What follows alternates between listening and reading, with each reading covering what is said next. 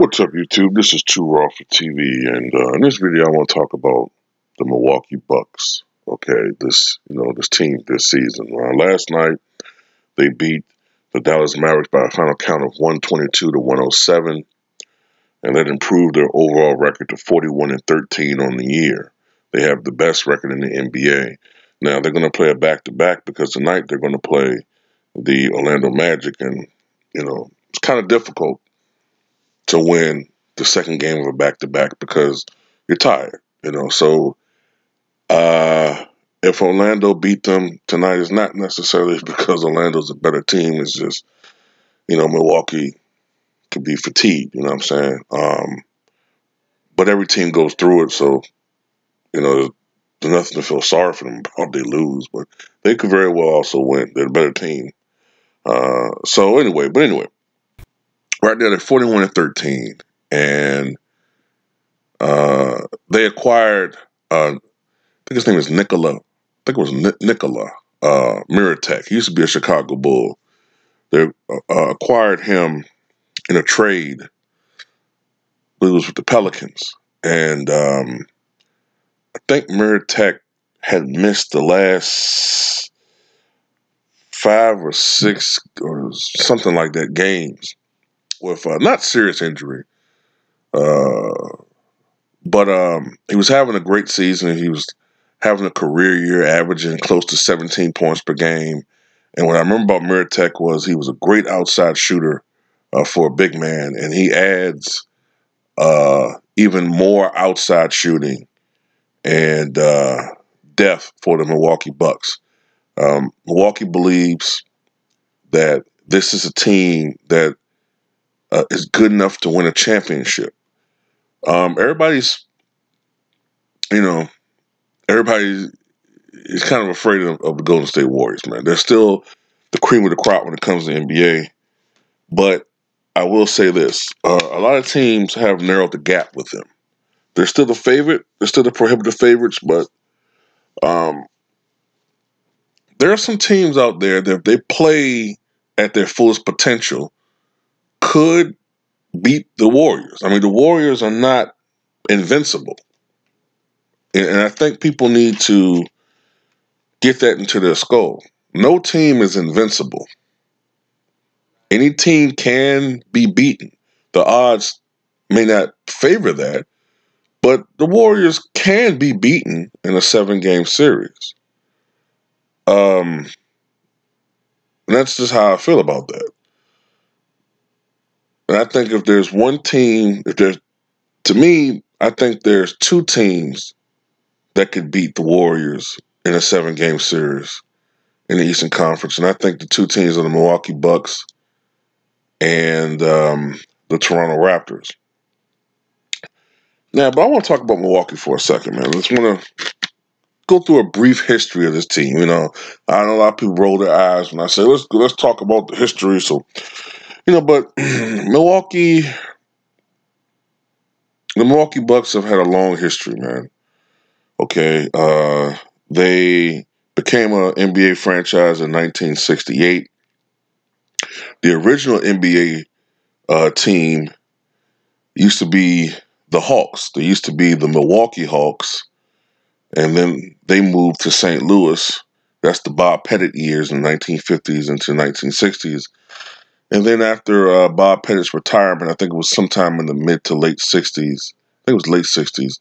That's when they moved to Atlanta and became the Atlanta Hawks. Okay, but so this isn't the first. The Bucks aren't the original franchise in Milwaukee. But the Milwaukee Bucks debuted in 1968, and like most teams, inaugural teams, they were horrible. I think they only went like 27 and 55, I think, on the year. And the next year, of course, after that season, it was a toss-up, I believe, between the Phoenix Suns and the Milwaukee Bucks as to who would get essentially Lou Alcindor. And it wound up being the Milwaukee Bucks. I think it should be said, man, about Kareem Abdul-Jabbar that when you consider all three levels of basketball, prep, college, and pro, that he's the GOAT. He's the greatest basketball player of all time, and there's really not much of a discussion about that. And it pisses me off when, I know what fuels this debate. It's ratings, it's, you know, AKA revenue, money, you know what I'm saying, for these sports entities and websites and programs and newspapers and blogs and vlogs and all this shit, okay? But it pisses me off that Kareem Abdul-Jabbar never even gets mentioned in the GOAT conversation. Like, how the fuck does LeBron get to pass all these other people? Michael Jordan never, Michael or all these other guys, they never got to just jump over and leapfrog all these other people. You know what I'm saying? But anyway, that's not the point of this video. Kareem Abdul-Jabbar instantly turned his club around. They went from 27 wins in their first season all the way to 56 wins. It was the greatest at the time, the greatest turnaround in basketball history, NBA history. And then the very next season, of course, they acquire Oscar Robertson. Now, by the time the Milwaukee Bucks got Oscar Robertson, of course, he was no longer in his prime. He was in the downside of his career. He wasn't the same Oscar, you know what I'm saying, that was putting up 30 points, 9, 10 rebounds, 9, 10, 11 assists per game. It was literally a walking triple-double and the most prolific triple-double machine in NBA history. But he still was a great basketball player, and he added a dimension to this Milwaukee Bucks team that put them on an entirely different level. They won 66 ball games that year. Of course, also on this Milwaukee Bucks team, you had other great players like Bob Dandridge and Lucius Allen and Bob Boozer and John McLaughlin. And this team just ran through the NBA playoffs. Okay, and in the NBA Finals, they swept the then Baltimore Bullets. That's how long ago that was, man. They swept the Baltimore Bullets and won their first and to date only NBA championship. They remain one of the best teams in the NBA through the first half of the 1970s, and in Oscar Robertson's last year in the NBA, they once again reached the NBA Finals, and they played the Boston Celtics. That was a much more competitive NBA series that went to 7 games. But the Boston Celtics at that time, of course, led by who was on that team? JoJo White, Dave Cowens, John Havlicek. That team won the series in 7. And this will be the last time that the Milwaukee Bucks would reach the NBA Finals. After the final series with the Celtics, Oscar Robertson retired, and Kareem Abdul-Jabbar played one more season with the club. But after the 74-75 season, Kareem Abdul-Jabbar demanded to be traded from the Bucks, and the team acquiesced to his trade demands. But the trade went on to become, in retrospect, one of the most lopsided trades in the history of the NBA, and it hurt the Milwaukee Bucks franchise for a couple of seasons. They were a sub 500 team for a couple of years until they drafted this individual pictured here, Marcus Johnson. Marcus Johnson was, from the time he was drafted in his first season all the way through the mid 1980s, when he had to prematurely retire due to a neck injury, was one of the best small forwards in the game. And a couple of years after that, in 1979, the Bucks drafted Sidney Moncrief, who would become one of the best two-way guards in the NBA throughout the 1980s. and was arguably the best perimeter defensive player, probably the best defensive perimeter player in the first half of the 1980s. I believe he won the first two inaugural Defensive Player of the Year awards. Um, and also that same season, the Milwaukee Bucks would also acquire perennial All-Star center Bob Lanier from the Detroit Pistons. And they would go 49-33 on the year, and they would make it all the way to the Western Conference semifinals, where they would lose in 7 games to the defending NBA champion Seattle Supersonics, who, of course, the next round would lose in the Western Conference Finals to the Los Angeles Lakers, who that year would win the first of their 5 championships during the Showtime era. It was after this playoff series, before the beginning of next season, that the Milwaukee Bucks switched from the Western Conference to the Eastern Conference. And the very next season, the Milwaukee Bucks won 60 games. This would be the only time during the history of the franchise the team would win 60 games with Kareem Abdul-Jabbar not on the roster, although that is seriously going to be threatened this season by the 2019 Bucks, who are on pace to win 62 games. We'll have to see if they can crack that 60-win barrier.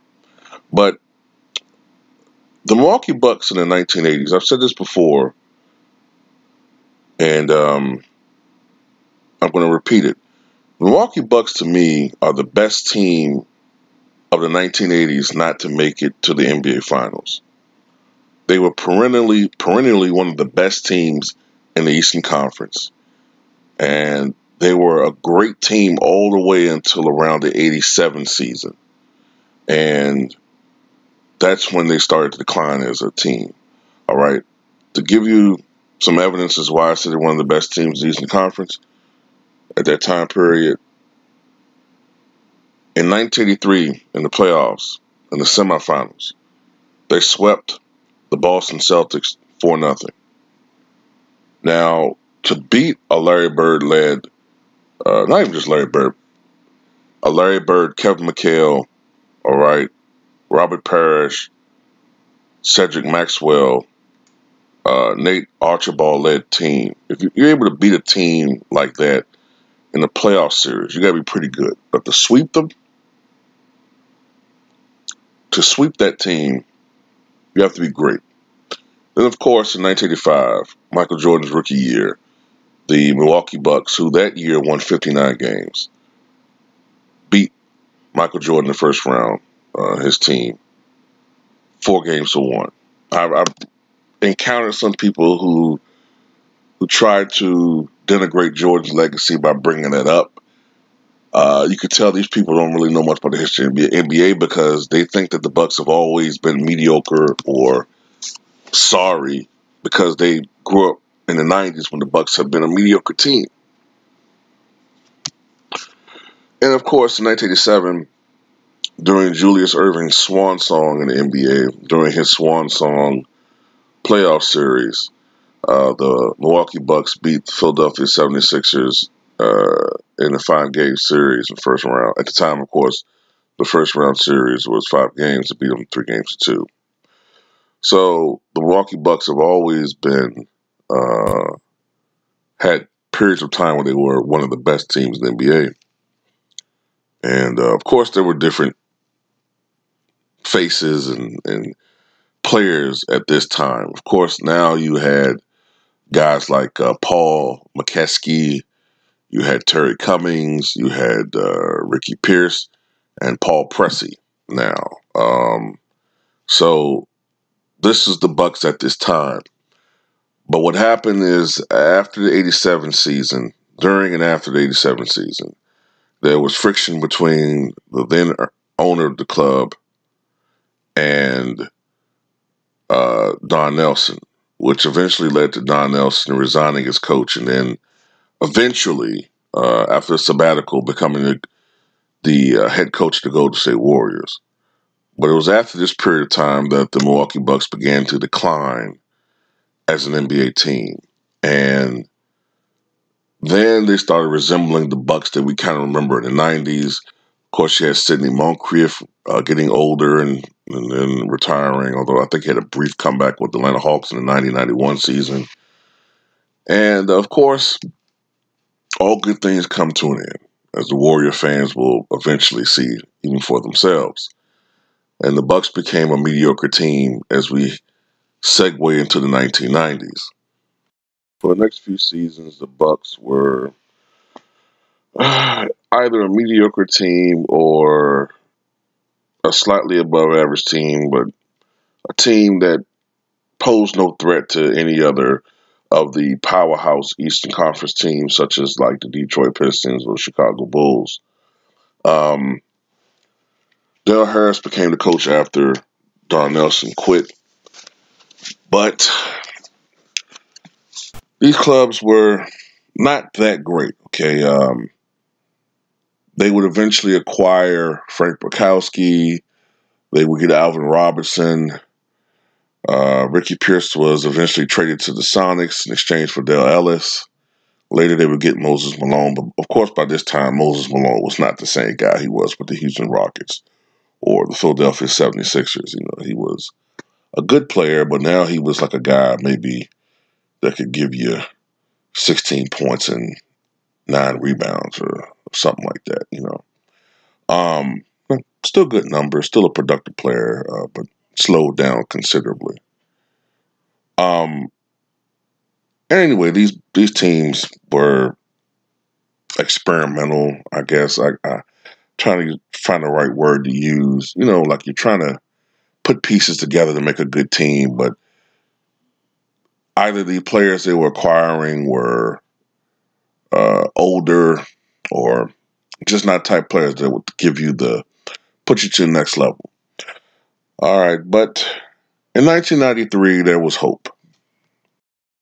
In 1993, the Bucks drafted Vin Baker, and the following season, the Bucks acquired Glenn Big Dog Robinson, and There was hope for Milwaukee Bucks fans that this duo could at least bring this team to a level where they were contenders, but ultimately was not to be. Not only was this team not even average during these years, they were downright awful at times. I think in Vin Baker's rookie year, they only won 20 games. And usually they won like between 25 and 35 games or something like that.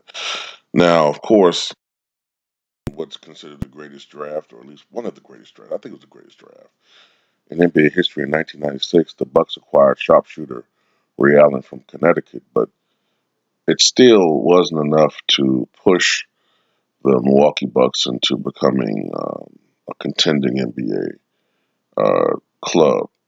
Also, Vin Baker at this time was beginning to have personal issues in his life that was affecting his level of play on the court.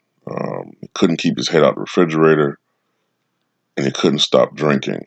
And ultimately, the Milwaukee Bucks parted ways with Vin Baker after the 96-97 season. And the Bucks just tried different things, man. They acquired Terrell Brandon after the 97 season. Um, you know, they tried to make moves, but nothing really worked until the Big Three era. During the strike shortened year of 98-99 is when the Bucks made moves to briefly improve as a franchise. But you got to wonder now, in hindsight, about one of the moves they made. Of course, they traded away their draft pick of Dirk Nowitzki to the Dallas Mavericks. We all saw the type of player Dirk Nowitzki became. You have to wonder, even though the Bucks ultimately had some success for a couple of seasons, you have to wonder if they had kept Dirk Nowitzki, what the fuck would have happened. But anyway, the Bucks acquired Sam Cassell via trade from the then New Jersey Nets, and they hired George Karl. Of course, George Karl is best known for his stint with the Seattle Supersonics in the 1990s. And they acquired some great role players and guys such as Haywood Workman and Scott Williams. Of course, Scott Williams is uh, best known for his stint with the Chicago Bulls during the first championship run with that team. And the first year, Sam Cassell didn't play much because of injury, but um, it was the 2000-2001 season that most people remember about the Milwaukee Bucks. In '99, the Bucks made the playoffs for the first time in 7 years. In 2000-2001, that Buck team made it all the way to the Eastern Conference Finals, and they went 52-30 on the year. And of course, many people feel like that series was rigged. Okay, many people feel like that series was rigged in favor for the Philadelphia 76ers. And Bucks fans will feel that way until they go to their graves. I'll say this, it's some funny shit. There's some funny shit with that series. Um, but ultimately, they started regressing a little bit. Okay, and I kind of agree with what some Bucks fans tell me. I think George Karl started fucking up with what the team. He started fucking up what made that team great. Okay, they were like almost like that Bucks team was almost like a preliminary or uh, what's the word I want to use? There was sort of a early version of or primitive version of the Golden State Warriors. That's what I want to say. Okay, and you had Tim Thomas out there, shooting. He was a stretch four. He was a matchup nightmare for most of the clubs. And one thing about Tim Thomas, I remember him being inconsistent. One night Tim Thomas might give the club 20 points, 8 rebounds, maybe 3 or 5 from beyond the arc. There was a lot of 3-point attempts back then. But then another night he might not even be out there. It's like 5 points, 1 of 7 from the field. But George Karl started tinkering with the team. He started trying to make the team suitable for what he thought would be a good team. So the next season, they acquired Anthony Mason. And I don't know why the fuck they did that. Anthony Mason is not the type of player, in my opinion, that's going to make or break a club. You know what I mean? You look at what he did when he went to Charlotte. Did Charlotte go anywhere? You know what I'm saying? Um, and then ultimately they tried to acquire, and they did, Sam Cassell. It's not Sam Cassell, excuse me, Gary Payton. Payton is a great player, but I didn't think that he meshed well with that Bucks team, his game. And ultimately the Bucks started regressing once again as an NBA club. And eventually, Ray Allen was traded to the Seattle Supersonics. George Karl was fired. Anthony Mason retired. And Gary Payton left and signed with the Lakers because Gary Payton wasn't going to stay with the Milwaukee Bucks. And then once again, the Bucks fell down as a club, and that's why a lot of Bucks fans have a lot of animus toward a guy like George Karl. And the Bucks been pretty much the Bucks, okay, for the last decade or so.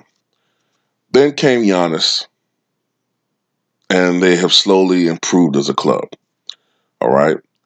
And this year is the year they've really made a jump. Now, Giannis Antetokounmpo, in my opinion, is still a limited player. There have been people on YouTube that have made videos talking about that in much more detail than I would. Um, but he knows his limitations, and I think what's helped the Bucks now. But throughout those limitations, he still is a guy that's very productive, and he's putting up like what 26 points or 27 points per game, like 12 rebounds per game. I mean, he's a very dominant player despite some of his limitations as a player. But what I think pushed the Bucks over the edge now is the Bucks have modernized their offense.